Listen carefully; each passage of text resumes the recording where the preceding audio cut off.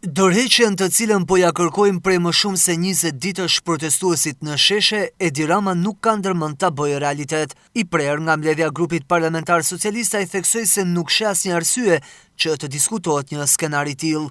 Një qeveri nuk e dorëzon kur timonin tek zhurma. Një grup udhëheqës nuk i jepet zhurmës.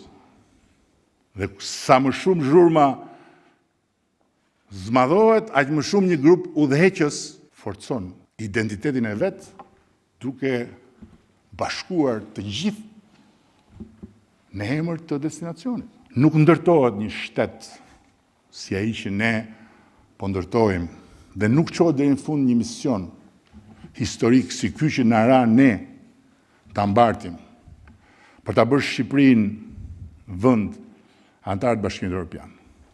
Duke i dhënë Shqipërisë momentin e dytë më të madh historik mbas lidhjes së Prizrenit, nëse qeveria e tij, grupi i udhëheqës, merr drejtim nga Frynera dhe sugjestionohet nga zhurmat, sugjestionohet nga erërat, sugjestionohet nga sirenat, sugjestionohet nga dallgët, një grup udhëheqës që ka mision shkon deri në fund. Kundër të gjitha llojeve të parashikimeve dhe jo më pastaj kur parashikimet i ka me vete si në rastin tonë. Ne jemi këtu për të fituar Shqipërinë 2030 në Bashkimin Evropian.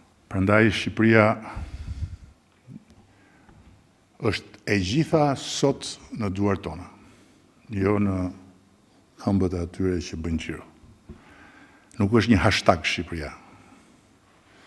Shqipëria nuk është një flamingo që merret zvarr për të dukur bukur. Shqipëria është një vend që sot është në një luftë të madhe me vetveten dhe Bashkimi Evropian është i taka jonë. Le të këndojnë sirenat atë punë kanë, ne kemi një punë tjetër.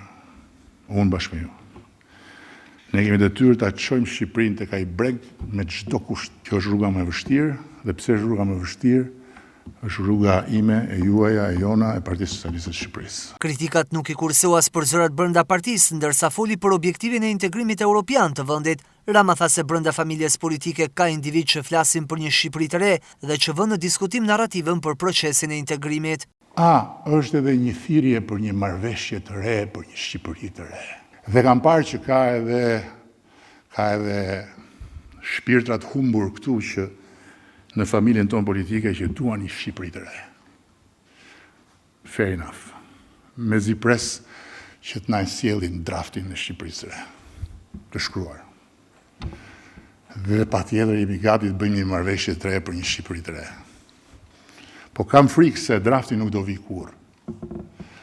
Sepse Shqipëria e re është njësoj si të gjitha siluetat e flamingove, njërën prej cilave e mbante Fatos Lubonja.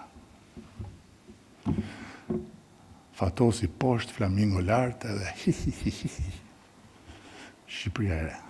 Mëtej, numri 1 i qeverisë u shpreh se Zvërneci u bë kërthiza e botës ku po vendosej fatin ngrohjes globale, duke mos kursyer ironit. Sipas tij, hona dhënë nga mediat ndërkombëtare nuk lidhet me fatin e nartës, por me figurën e Kushner.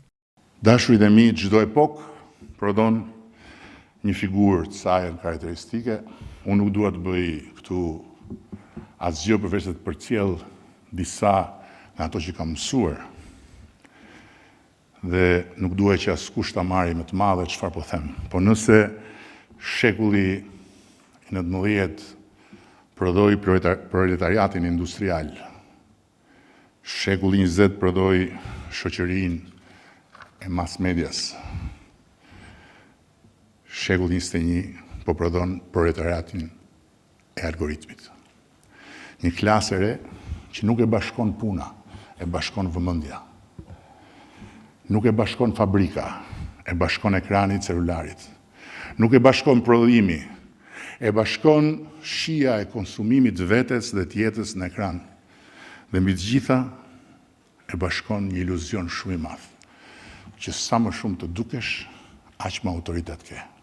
Aty në sheshin televiziv të algoritmit fillon refreni, Edi Rama ka marru.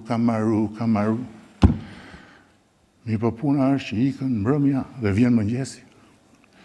Aty s'ka njeri, sepse sheshi i xhirimeve hapet në mbrëmje. Ndërkohë që unë jam këtu, ne jemi këtu. E nesërmja vjen, pastaj vjen një mbrëmje tjetër, dhe një nesërmje tjetër, vitet ikin, profecia vazhdon. Sepse edhe po s'u bëhet vërtet, bëhet virale, dhe ja ku jemi sot.